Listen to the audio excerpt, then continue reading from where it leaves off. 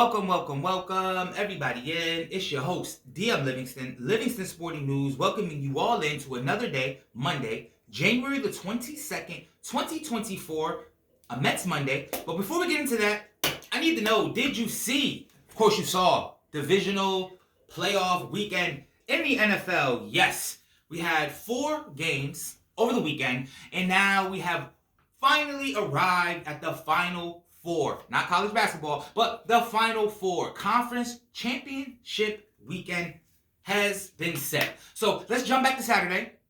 Touch base real quick. Houston and Baltimore. My Super Bowl pick, we're still alive. Baltimore, doing pretty good. Houston, they should be proud of themselves. They should absolutely be proud of themselves. No one expected this from them. So they should hold their heads high. I know it wasn't the outcome that they wanted.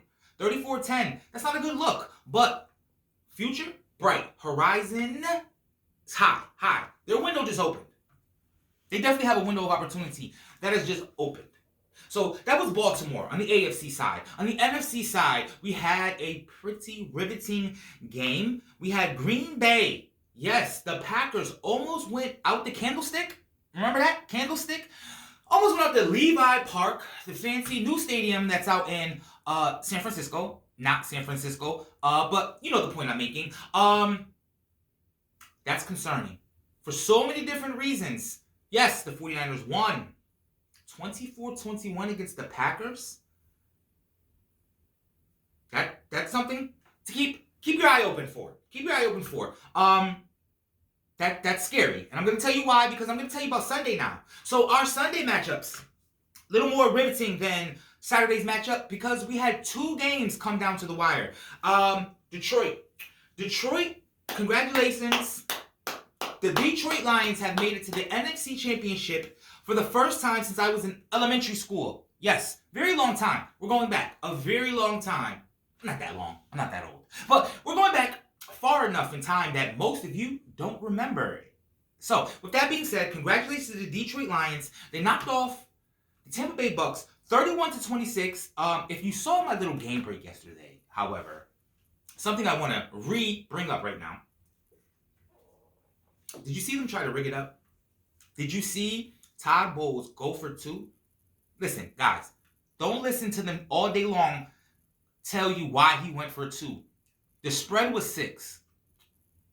When he scored that touchdown in the 4th quarter and he went for 2, they would have been down by 6 with a few minutes left. So the final score would have tied the line. NFL, you're starting to show your hand a little bit. Let's tighten up. Let's get the cat back in the bag and put us all back to sleep and do a better job at your rigging up because your slip is showing. We're starting to see. Just a little bit. We're starting to see it. And then the final game, which was the best game by far of the entire playoffs, since the beginning of the playoffs, KC and the Bills. Yes, no, not a 1970 band, but the AFC new version of Patriots, Colts.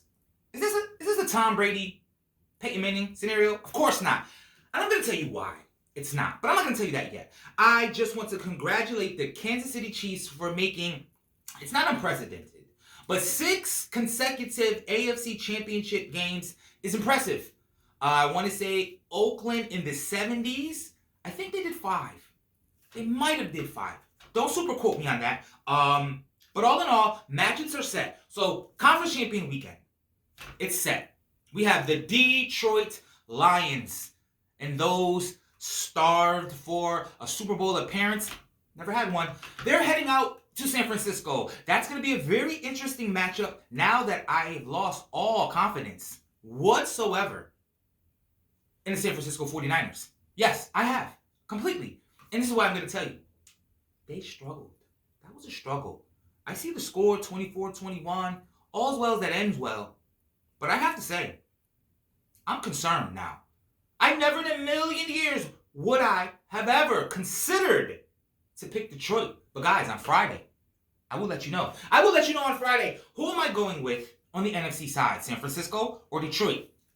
AFC side, this is the matchup, quite frankly, that we've been waiting to see for years.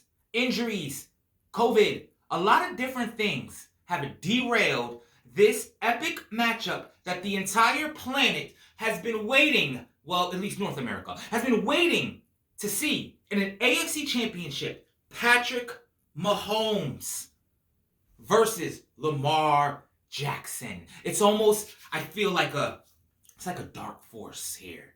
It's like a Star Wars. Shout out to Star Wars. It's like an evil empire versus the good type of thing. This is how I vision it. Bear with me for a moment. I think that the NFL is backing the Chiefs, not in the sense of like rigging games up. I just think that the NFL, if it could choose, it would choose to have the Chiefs represent them. Now, I'm not going to get into the political reasons for this, because this is not the platform for that. I just want you all to know that there is always something more than meets the eye. Robots in disguise? It's not Transformers, it's sports. I'm back. Listen, just be mindful of the rigmarole that takes place sometimes. Because I don't feel like the NFL wants Lamar Jackson to be not only a two-time MVP, but a two-time MVP and a Super Bowl winning champ. And I'm going to tell you why they don't want that. It's not necessarily a knock against Lamar Jackson. I'll get into that soon. Okay. So, guys, before I proceed any further, you know what time it is. You know I'm going to ask. I hope you're ready for an answer. How you guys doing? How are you guys feeling? I want you to know you're not alone. You're not. You think you are. You may feel that you are, but you're not. Because we're all here. Separate, but equally together, alone. So we're kind of together. Run that back. Listen to that a couple of times. I promise you, it makes sense in there. Okay, so introducing my first segment.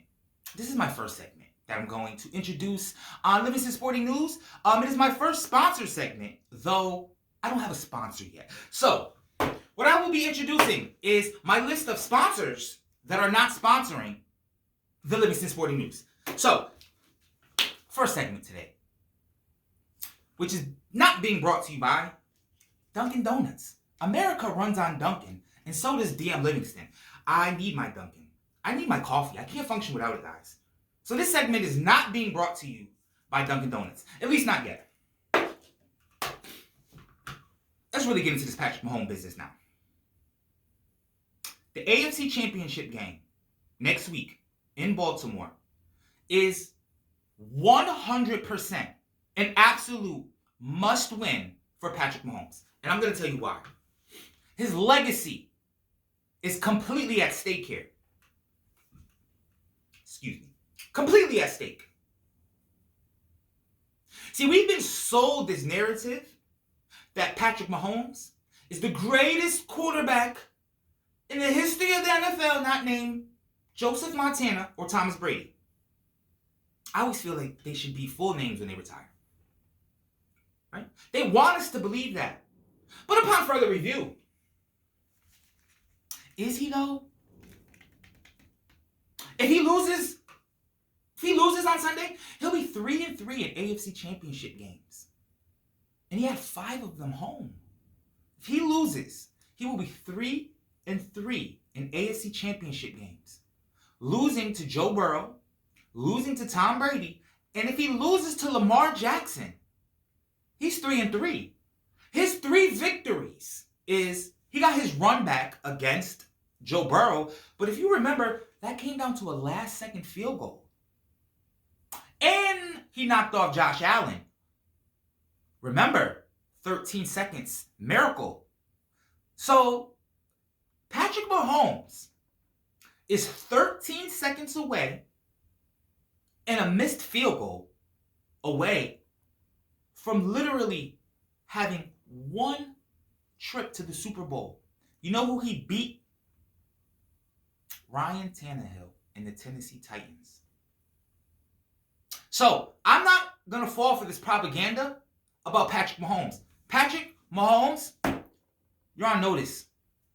Your whole career, your whole legacy in life comes down to this game on Sunday.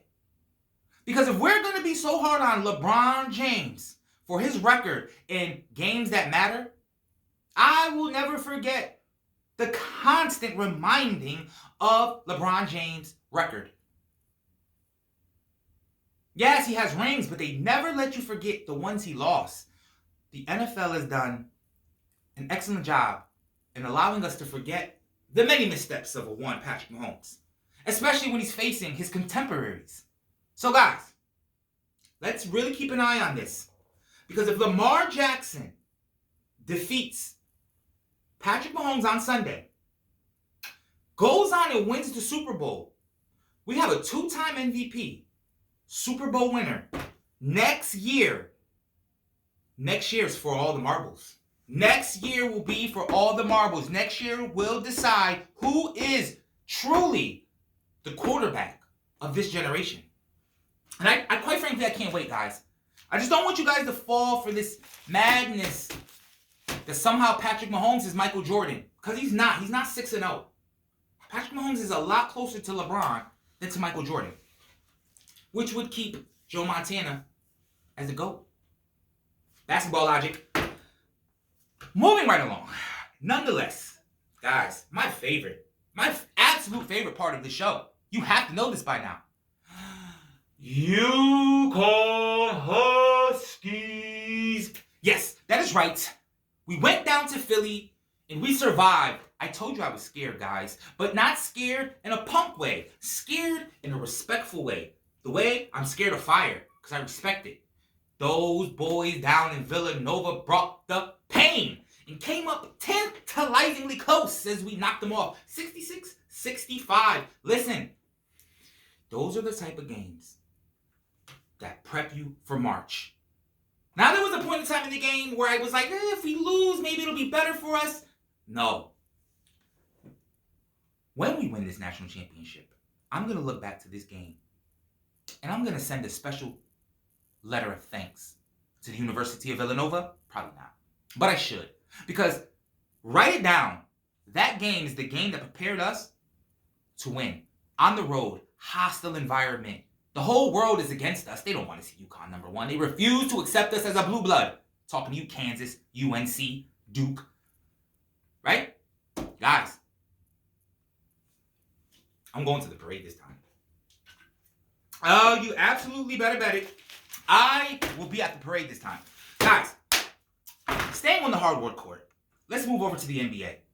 Now, full disclosure, I had some disparaging remarks in regards to the Denver-Boston game and for ESPN and ABC's selection of this game. And I advised you guys to not watch it.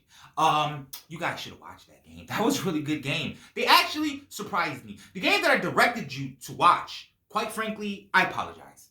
I'm doing pretty good. That's the first time I sent you guys astray this year. So, all in all, I'm doing pretty good. Cut me some slack, guys.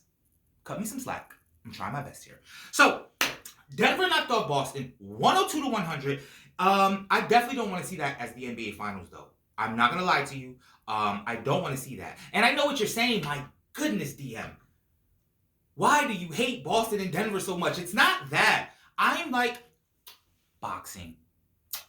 Styles make matches, right? Their styles is not beautiful to watch. It's not pretty to watch. It's just not. I promise you this. Speaking of the NFL and what they want, I can promise you the NBA does not want to see Denver and Boston. I guarantee you they would refuse it. They would veto it if they could. So, let's just hope we don't get that. The Suns staying hot. The Suns are staying hot. They won 123-109, New Orleans. I think things are starting. The playoff picture, this is the time of year that the playoff picture, it starts to come into form slightly. This is the point in time of the year where, math. Example, Detroit, you're not making the playoffs. Not because you're not a good team, guys. I'm sorry. Detroit, listen, better than me, but just not better than everyone else that plays in the NBA. They're not going to the playoffs. Math says that. They have 4 wins. See what I'm saying? So, and there are certain teams that are so far ahead, they would have to have a complete meltdown to not make the playoffs. So, playoff pictures starting to come into a little more focus, but NBA trade line. The trade deadline. The trade deadline is coming, so certain pieces Could still move. I know everyone in Miami. Listen, Miami Heat fans, we don't make moves. If we make a move, I'd be shocked. Can you tell me the last time the Miami Heat made an in-season move, guys? I know we want DeJounte Murray. He came down to Miami, auditioned for us, beat us, buzzer beater too. Ugh, disgusting. But nonetheless, he doesn't really want to be in Atlanta. The grass is always greener. He left San Antonio. He thought it'd be cool to play with Trey. He doesn't want to be there. He's realizing, I don't want to be a sidekick. I want my own team. He would be a good fit in Miami, but I don't think we're going to pull the trigger, guys. We're just not going to pull the trigger on that. So, I got to give you something to watch tonight in the NBA before we get into Mets Monday. Cleveland, Orlando. Cleveland's on a 5-game win streak, guys. And Donovan Mitchell, he seems like the bubble. Remember him in the bubble? Remember Spider? Remember him in the bubble? I bet you don't. Listen, if you don't remember the bubble, because who wants to remember COVID? Just go back and look at some of those highlights. He was snapping in that bubble. So, if you want a game to watch tonight, it's really the only good game on tonight. Check out that Cleveland, Orlando. Cleveland and Orlando. So, guys, we're here. This is the part of my Monday where all my general sports fans, you can feel free to go at this particular point in time because it is Mets Monday. So I will allow you guys to get on with your Monday, and my Met fans, let's just give them a few minutes to gather themselves. Just give them a couple of seconds, and I'll get right back with you guys. Hold on 1 second.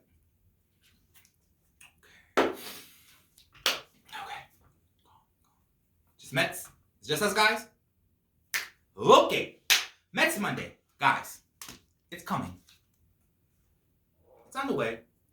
I know it's cold. We want baseball to come back. Because the longer we don't have this year of baseball to watch, it forces us to live in the past. And quite frankly, New York, our past 3 years have been heartbreaking. Heartbreaking. Let me just walk us down memory lane. It's a tough walk we're about to take, guys. But let's go back. Let's go back to January of 2021. I know what you're about to say. January? There's no games. What happened in January? January 18th, 2021. Do we remember Jared Porter? I bet you we don't. Poor Jared Porter. He got caught up in what most men get caught up in. They can't divide the line between I'm at work and I really like her. I'm not going to get into the man's personal business, but long story short, Me Too, he got canceled.